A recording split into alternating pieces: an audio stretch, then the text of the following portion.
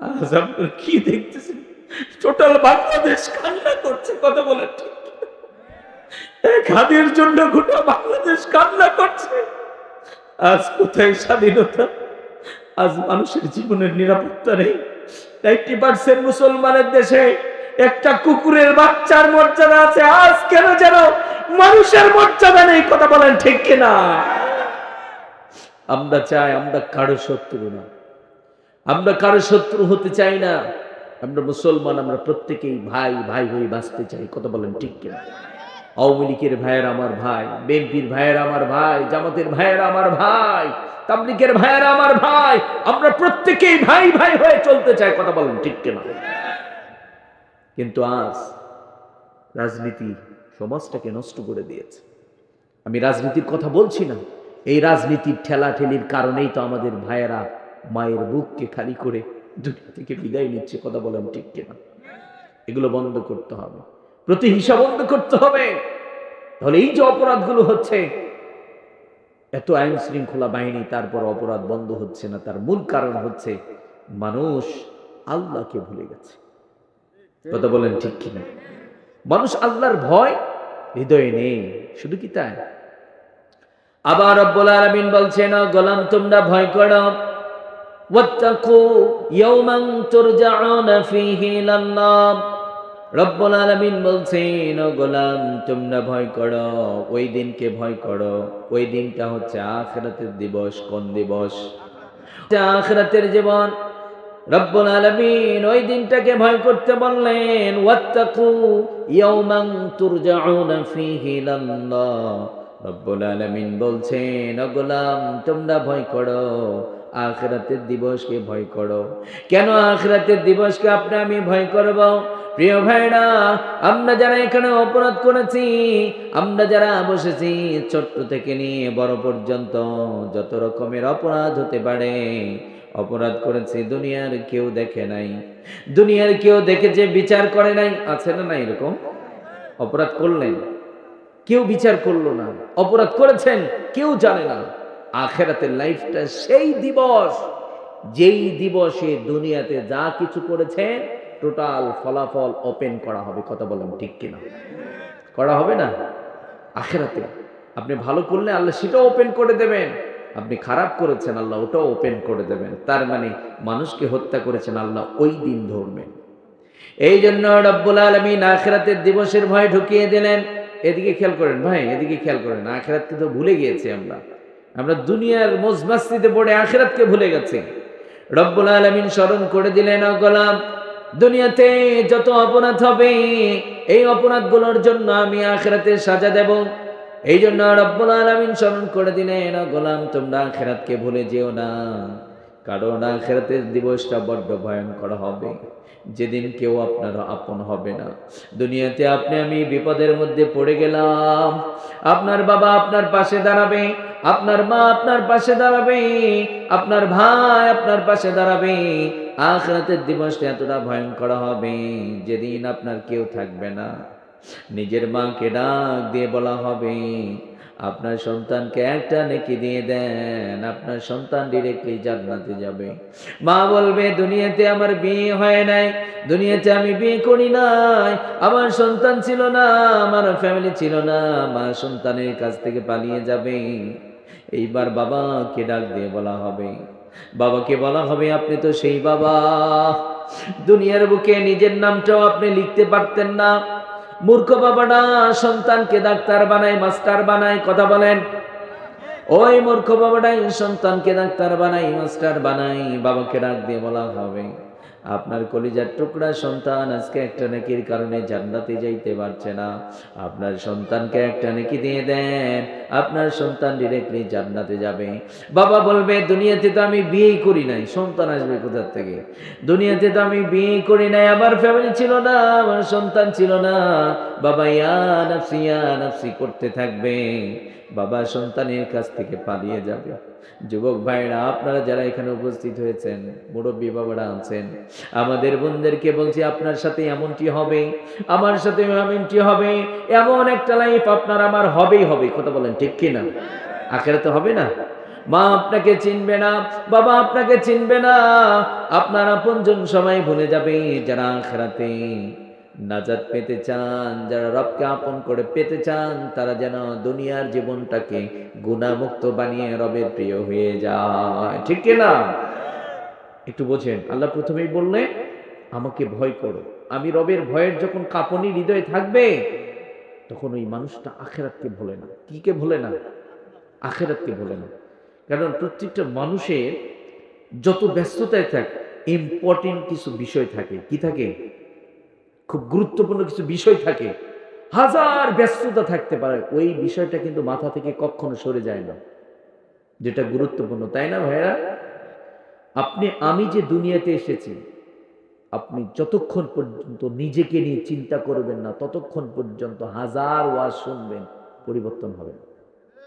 আপনি নিজেকে চিনতে হবে আগে, মানে নিজেকে নিয়ে একটা প্ল্যান তৈরি করতে হবে। আমি দুনিয়াতে এসেছি, কতদিন থাকবো, কিভাবে আসলাম, কতদিন থাকতে পারবো বা থাকতে পারবোই কিনা, আছি, আবার তো মরে যেতে হবে। তার মানে দুনিয়ার লাইফটা 50-60, এরপরে অনন্তকাল একটা জীবন আছে আখিরাতে। রব্বুল আলামিন বলেন ইন্নামাল মুমিনুনা আল্লাযীনা ইযা যুকিরাল্লাহু ওয়াজিলাত কুলুবুহুম। রব্বুল আলামিন বলছেন তারাই তো সত্যিকারের মুমিন, যাদের সামনে আমি রবের জিকির করা হলে, আমি রবের কথা আলোচনা করা হলে, যাদের হৃদয়ের মধ্যে আমি রবের ভয়ের কম্পন চালু হয়ে যায়, তারাই হচ্ছে সত্যিকারের মুমিন। সুবহানাল্লাহ। এক নাম্বার রব্বুল আলামিন বলে দিলেন, যাদের হৃদয়ের মধ্যে আমি রবের ভয়ের কম্পন আছে, যাদের অন্তরটা রবের ভয়ে কাঁপে, তারাই হবে সত্যিকারের মুমিন। যাদের হৃদয়ের মধ্যে রবের ভয় থাকবে না, তারা কোশ্চিন কালেও মুমিন হতে পারবে না। আর যাদের হৃদয়ের মধ্যে রবের ভয় থাকবে, তারা একজন ভিক্ষুক থেকে নিয়ে রাষ্ট্রপ্রধান পর্যন্ত কেউ কোনো অপরাধ করতে পারবে না। ঠিক কি না? যাদের হৃদয়ের মধ্যে রবের ভয় থাকবে, তারা কোশ্চিন কালেও কোনো অপরাধ করতে পারবে না। যেমন সাইয়্যিদনা হযরতে ওমর রাদিয়াল্লাহু তাআলা আনহু একদিন রাতের অন্ধকারে বাড়ি থেকে বের হলেন। একটা বাড়ি থেকে আওয়াজ শুনতে পেলেন, মা তার কন্যা সন্তানকে বলছে, দুধের মধ্যে পানি মিশিয়ে দাও। কি করো? মা তার কন্যা সন্তানকে বলছে, দুধের মধ্যে পানি মিশিয়ে দাও। কন্যা সন্তানটি বলছে, মা দুধের মধ্যে পানি মিশানো যাবে না, কারণ হারাম করেছেন একজন, তিনি কে? বাংলার জমিনে এইরকম দুধ বিক্রেতা তো একজনও নাই। আছে? বাংলার জমিনে 1 নাম্বার বলে 2 নাম্বার জিনিস চালিয়ে দেয় এরকম বাটপার তো একজনও নাই। ভেজাল আর ভেজাল, ভেজাল আর ভেজাল, ভেজাল খেয়ে ফেলেছে। এই মেয়েটি কেমন রবকে ভয় করতে একটু খেয়াল করুন। মা যখন বলেছে দুধের মধ্যে পানি মিশিয়ে দাও, দুধের পরিমাণ বেশি হবে, বাজারে যখন বিক্রি করে দেব টাকাও তো বেশি পাওয়া যাবে। এইবার কন্যা সন্তানটি মাকে ডাক দিয়ে বলছে, তুমি কি খেয়াল করেছো নাকি পৃথিবী ঘুমিয়ে পড়েছে, দুনিয়ার কেউ দেখবে না, পুলিশ দেখবে না, র‍্যাব দেখবে না, দুনিয়ার কেউ জানতে পারবে না, তুমি এখন দুধের মধ্যে পানি মিশিয়ে দাও। কন্যা সন্তানটি বলছে, মা দুধের মধ্যে কেমনে আমি পানি মিশাবো? আমার হৃদয়ের মধ্যে রবের ভয়ের কম্পন আছে।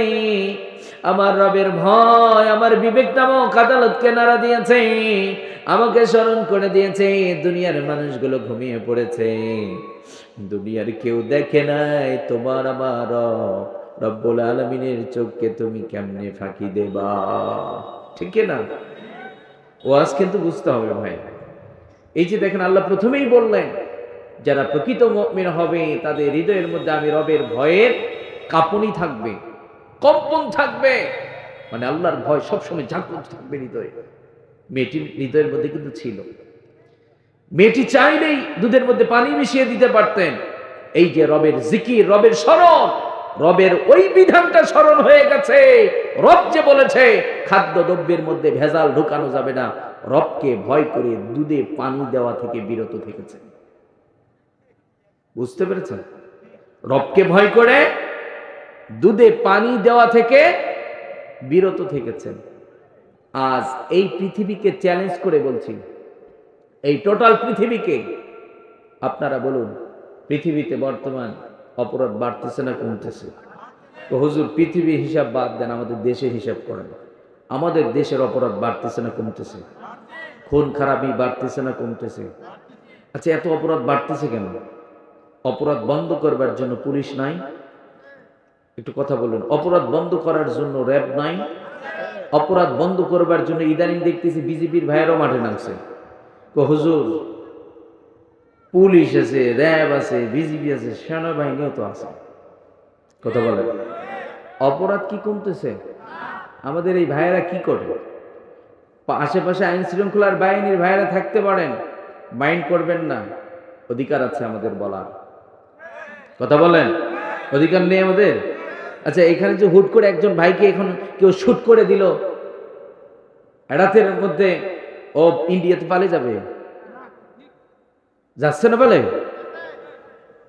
অনেকে মনে করতে পারেন হুজুর এগুলো কিন্তু কোনো ওয়াজ হলো নাকি? আল্লাহ বলেছেন নিরপরাধ কোনো মানুষকে হত্যা, পুলিশ র্যাব বাহিনীর এত কিছু থাকার পরে এত তাদের কলিজা, একটা মানুষ পালিয়ে যায়, পরে আমাদের প্রশাসনের ভাইয়েরা বলে আমরা জানি না।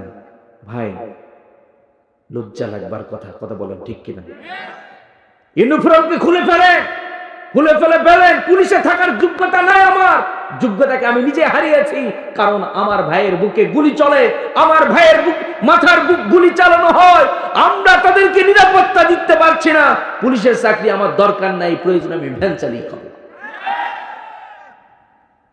আমাদের ভাইয়েরা এটা করতে পারবে না, নেতাদের পাও চাটতে পারবে। কথা বলুন ঠিক কিনা? নেতাদের পা চাটতে পারবে।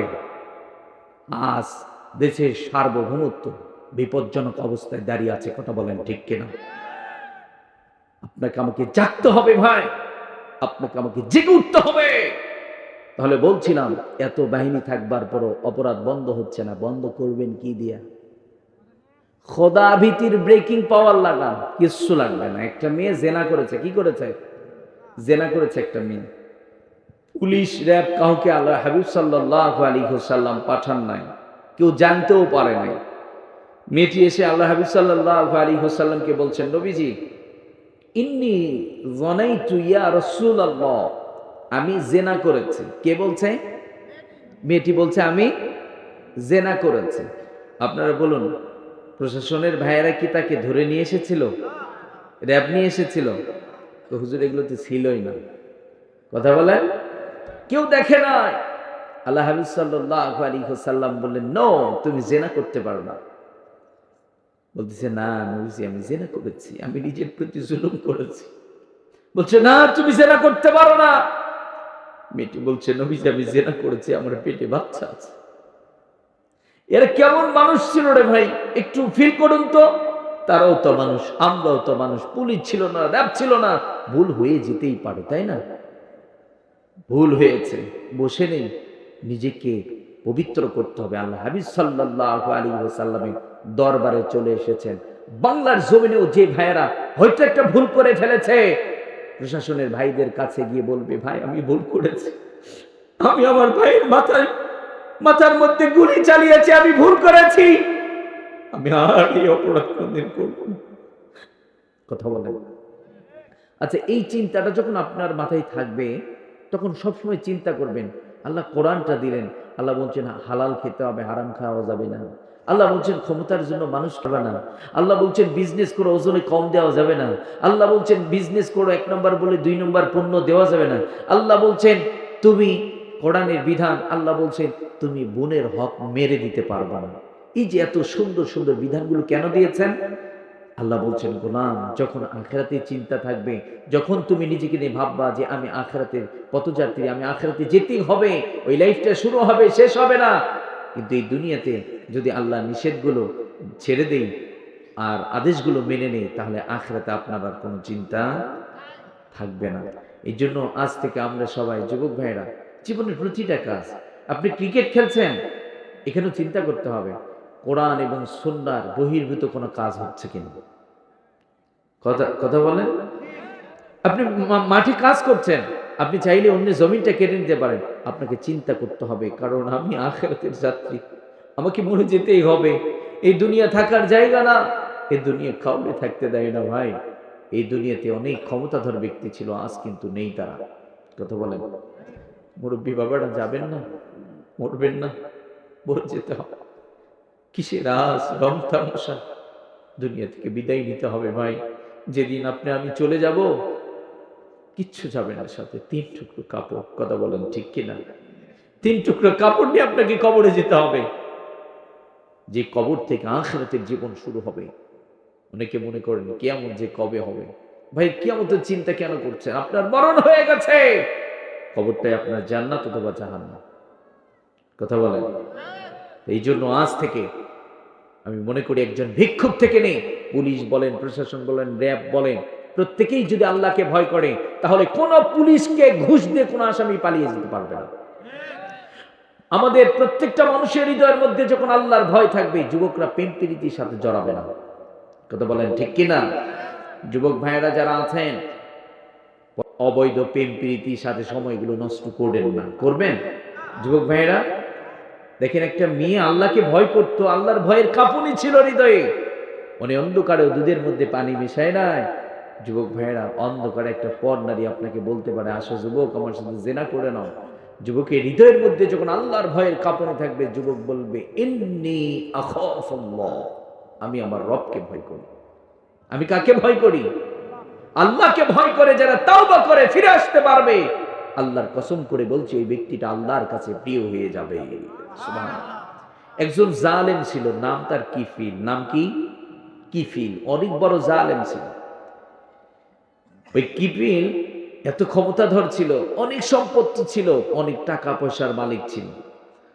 তো তার প্রতিবেশী একজন বোন তাকে একদিন গিয়ে বলছে, আমি তো কয়েকদিন যাবত খেতে পারি না, খাবার নেই, আপনি আমাকে কিছু টাকা কর্জ দেন, আমি কয়েকদিন পরে দিয়ে দেব। কিফিল সুযোগ পেয়ে গেছে, মেয়েটির পেটে খাবার নাই, টাকা চেয়েছে। কিফিল বলছে, টাকা দিতে পারি, তবে একটা শর্ত আছে। কষ্ট হচ্ছে নাকি আপনাদের? কষ্ট হচ্ছে না তো? আমরা তো এসেছি কোরআন শোনার জন্য, কোরআন এবং সুন্নাহ এবং ইতিহাস থেকে শিক্ষা নেওয়ার জন্য, তাই না? তো চিল্লা চিল্লি করে লাভ আছে নাকি? ঠান্ডা মাথায় কিছু কথা শুনে আমরা যেন শিক্ষা নিতে পারি, এটাই সার্থকতা। কথা বলো ঠিক কিনা? তো কিফিল সুযোগ পেয়ে গেছে। মেয়েটি যখন বলেছে, আমাকে কিছু টাকা দেন, কয়েকদিন পরে দিয়ে দেব, কিফিল বলছে, ঠিক আছে আমি টাকা দেব, তবে একটা শর্ত আছে। মেয়েটি বলছে, কি শর্ত? আমি টাকা দেব, আমার সাথে জেনা করতে হবে। কি করতে হবে? জেনা করতে হবে। কিফিল যখন বলেছে জেনা করতে হবে, মেয়েটি রাজি হয় না। একটা পর্যায়ে চিন্তা করে, আমার কাছে তো টাকা নেই, খেতে পারি না। মানুষ অভাবের তাড়নায় অনেক কিছু করে ফেলে না? অনেক সময় তো দেখা যায় যে সন্তানকে খাওয়াতে পারছে না, সন্তানকে হত্যা করছে না, এমন ঘটনাও তো ঘটে, তাই না? মেয়েটি কি করবে? তার শর্তে রাজি হয়ে গেছে। ডেট দিয়েছে, তাকে তারিখ দিয়েছে, অমুক তারিখে তুমি আমার বাসায় আসবে। কিফিল যে তারিখ দিয়েছে, ওই তারিখে কিফিলের বাসাতে মেয়েটি চলে আসে। কিফিল ওই মেয়েটিকে একটা ঘরের মধ্যে ঢুকিয়েছে। ঢুকানোর পরে জানালা দরজা সব কিছু বন্ধ করছে। করার পরেই জেনা করবে তার সাথে, তার শরীরের কাপড়গুলো খুলতেছে, তাকে বিবস্ত্র করছে। যখন একদম কমপ্লিট প্রস্তুতি নিয়েছে জেনা করবে, কিফিল তাকিয়ে দেখে মেয়েটি বুক ফাটা কান্না দিয়ে চিল্লায় চিল্লায় কিফিলকে বলছে, কিফিল ভাই, তুমি আমার শরীরের মধ্যে জেনার দাগ লাগাইও না। আমিও কত রাত আমি না খেয়ে থেকেছি, আজকে কিছু টাকার জন্য আমাকে জেনার কাজে লিপ্ত হতে হচ্ছে। ভাই তুমি আমার সাথে জেনা করিও না, আমি আল্লাহর সামনে জেনা মাখা গুনার দাগ নিয়ে আমি আমার রবের সামনে দাঁড়াতে পারবো না। মেয়েটি যখন বারবার বলছিল, কিফিল তখন চিন্তা করেছে, তার বিবেকের মধ্যে কম্পন শুরু হয়ে গেছে। তিনি চিন্তা করে ফেলেছেন, আমার রব আমাকে সৃষ্টি করেছে, তাকে সৃষ্টি করেছে, সে একটা মেয়ে মানুষ, সে যদি আল্লাহকে ভয় করতে পারে, আমি কেন পারবো না? তার বিবেক খুলে গেছে।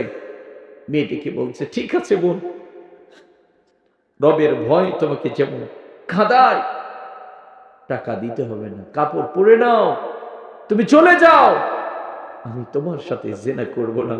মেয়েটি চলে গেছে। কিফিল এমন কান্না করছে, আল্লাহর কাছে তাওবা করছে। ওই রাতে কিফিলের মৃত্যু হয়ে গেছে। কি হয়ে গেছে? ওই রাতে কিফিলের মৃত্যু হয়ে গেছে। এলাকার সবাই বলা বলি করছে, কিফিল তো জালেম ছিল, মরছে ভালো হয়েছে। জালেম মরলে আমরা খুশি হই না? জালেম জাগ্রত থাকার চেয়ে ঘুমানো ভালো। কারণ যে জাগ্রত থাকে প্রতিবেশী কষ্ট পায়, দেশের মানুষ কষ্ট পায়। ও যখন ঘুমায় তখন মানুষ কিছু সময়ের জন্য হলেও স্বস্তি ফিরে পায়। কথা বলেন ঠিক কিনা? এই জন্য জালেম জাগ্রত থাকার চাইতে ঘুমানো ভালো। জালেম ঘুমানোর চাইতে একবারে মরে যাওয়াই ভালো। কারণ তার মরে যাওয়াতে মানুষ স্বস্তি ফিরে পায়, মিষ্টি বিতরণ করে, আনন্দ বোধ করে। কথা বলেন ঠিক কিনা? জালেম মরছে, ভালোই হচ্ছে। আল্লাহর কুদরতি লেখা তার দরজার গেটে ভেসে উঠেছে, কদ গফারাল্লাহু লিল কিফিল। খবরদার তোমরা কিফিলকে জালেম বলিও না, কারণ কিফিল এমন একটা তাওবা করছে, আমার পছন্দ, আমি তাকে মাফ করে দিয়েছি। সুবহানাল্লাহ। যুবক ভাইরা, এমন চিত্র কি আপনার আমার জীবনে আছে? এটি শুধু জেনার ক্ষেত্রেই না, আপনি একজন সরকারি কর্মকর্তা, এমন কোন চিত্র আছে যে একজন ভাই টাকা আপনার সামনে ওপেন করেছে, টাকা দিয়ে বলছে আমার এই কাজটা করে দেন, টাকা দিচ্ছি আমি। আপনি কি বলতে পেরেছেন, না না আমি টাকা দিব না, আমার রব এটা হারাম করেছেন, আমি টাকা নিতে পারবো না? এমন কোন চিত্র আছে কি আমাদের জীবনে? এক্সাম্পল আছে? তৈরি করতে পারবো আমরা? পারবো আমরা? যদি করতে পারি, আল্লাহর কাছে প্রিয় হয়ে যাবে। আল্লাহ কবুল করুন, সবাই পড়েন আমিন। তাহলে আজ থেকে আমরা সবাই কাকে ভয় করব? আল্লাহকে। একজন কৃষক মাঠে কাজ করছেন, অন্যের ক্ষতি করবেন না, আল্লাহকে ভয় করে। আমি হুজুর কোরআন সুন্নাহর বাইরে চলবো না, আল্লাহকে ভয় করে। অথবা অন্যের টাকা মেরে দেব না, অথবা সুদ ঘুষের সাথে জড়াবো না। হুজুর হইলেই যে গুনাহমুক্ত, এটাও বলছি না আমি। আমরা প্রত্যেকেই আজ থেকে কাকে ভয় করব? আল্লাহকে ভয় করে গুনাহমুক্ত জীবন যাপন করবো। আল্লাহ কবুল করুন, সবাই পড়েন আমিন। দ্বিতীয় নাম্বার, রব্বুল আলামিন বলছেন, وَإِذَا تُلِيَتْ عَلَيْهِمْ آيَاتُهُ زَادَتْهُمْ ঈমানা। রব্বুল আলামিন বলছেন, যারা সত্যিকারের মুমিন হবে, তাদের সামনে যখন কোরআনুল কারীমের তেলাওয়াত করা হবে, কোরআনুল কারীমের তেলাওয়াত মুমিন বান্দার ঈমানগুলোকে বাড়িয়ে দেবে।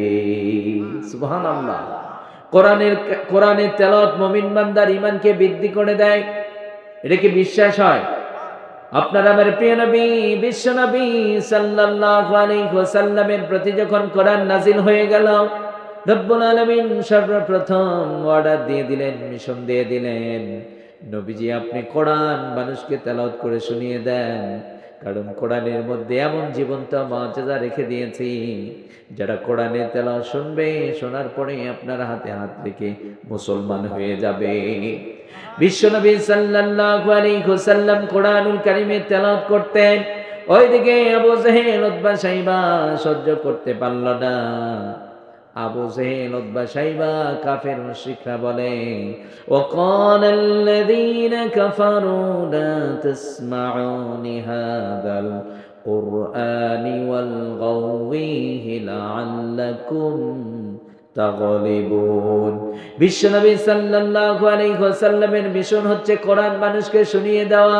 কাফের মুশরিকরা বলে, মুহাম্মদ যেখানে কোরআনুল কারীমের তেলাওয়াত করবে, তোমরা সেখানে যাও, হাততালি দাও, সিজদাও, যাতে করে সমাজের মানুষগুলো কোরআন না শুনতে পারে। আপনারা বলুন তো, আমাদের সমাজেও এমন কিছু মানুষ আছে যাদেরকে যাত্রাপালা ভালো লাগে, কিন্তু কোরআনের মাহফিল তাদেরকে ভালো লাগে না। আছে না নাই? মানে মিলান, একটু মেলান। ওই সময় বিশ্বনবীর মিশন ছিল কোরআন মানুষকে শুনিয়ে দেওয়া। কারণ কোরআনের মধ্যে রব্বুল আলামিন এমন মুআজিজা রেখে দিয়েছেন, কোরআনের মধ্যে রব্বুল আলামিন এমন আলো রেখে দিয়েছেন। কোরআন আপনি আপনার হৃদয়ের মধ্যে স্থান করে দেন, আপনার হৃদয়টাকে আলোকিত বানিয়ে দিবেন একজন, তিনি কে? এই কোরআন তারা শুনেই মুসলমান হয়ে যেত। আবু জেহেল উতবা সাইবা ওই সময় কোরআন বন্ধ করতে চেয়েছিল, কিন্তু কোরআন বন্ধ করতে পারে নাই। আজ ওই পৃথিবীতে যারাই কোরআন বন্ধ করতে চাইবে, আল্লাহর কসম করে বলছি মুমিনরা জীবন দেবে, কিন্তু তোমরা কোরআন বন্ধ করতে পারবা না। ঠিক কি না? কিন্তু আজকে 90% মুসলমানের দেশে কিছু পিতা আছে কোরআন বন্ধ করে দিয়েছে, কোরআন সন্তানকে দেয় না, তার মানে নিজের বাবা নিজের সন্তানকে কোরআন থেকে বঞ্চিত করেছে। আছেন নাই? এখানে যারা আছেন সবাই সন্তানকে কোরআন শিখিয়েছেন? হ্যাঁ, দিলেন না কেন? কেন দিলেন না? যুবক ভাইরা যারা আছেন কোরআন পড়তে পারেন? সবাই সবাই পড়তে পারেন? আপনারা অনেকে আছে পড়তে পারে না। এটার প্রাথমিক মানে দায়িত্বহীনতার পরিচয় বাবা। কথা বলেন। অনেকের তো এই ওয়াজগুলো ভালো লাগে না, এই জন্য অনেকে উঠে যাচ্ছে। আমি সবসময় চেষ্টা করি ওয়াজ থেকে কিছু মানুষ পরিবর্তন হোক, ওয়াজের উদ্দেশ্য হওয়া উচিত পরিবর্তন, তাই না? এই যে ছেলেকে আপনি কোরআন থেকে বঞ্চিত করলেন, কেন করলেন? কয়েকটা কারণ আছে। এক নাম্বার কারণ, আমাদের রাষ্ট্র কোরআনের মর্যাদা দেয় নাই। এক নাম্বার, বুঝেন, জ্ঞানী মানুষ কিন্তু আপনারা। এক নাম্বার, বাংলাদেশে কিন্তু কোরআনের মর্যাদা নাই, আছে? হ্যাঁ, বাংলাদেশে হাফেজে কোরআন, বাংলাদেশের লাল সবুজের পতাকা বিশ্বের মানচিত্রতে উঁচু করে ধরে, বিশ্বের দরবারে উঁচু করে ধরে।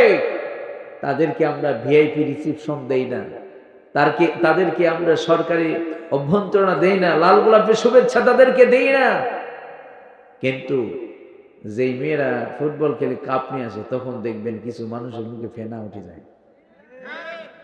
আমি বলছি, এটা বলছি না আপনারা দিলেন কেন ফুটবল খেলোয়াড়দের, এটা বলছি না, কিন্তু আপনারা যে কোরআন ভালো লাগে না এটার প্রমাণ দেখেন। ফুটবল প্লেয়ারদেরকে আপনারা পুরস্কৃত করলেন, তাদেরকে সম্মান দিলেন, কই বাংলাদেশে তো অনেক বিশ্ব যে হাফেজ আছে তাদেরকে দেওয়া হলো না।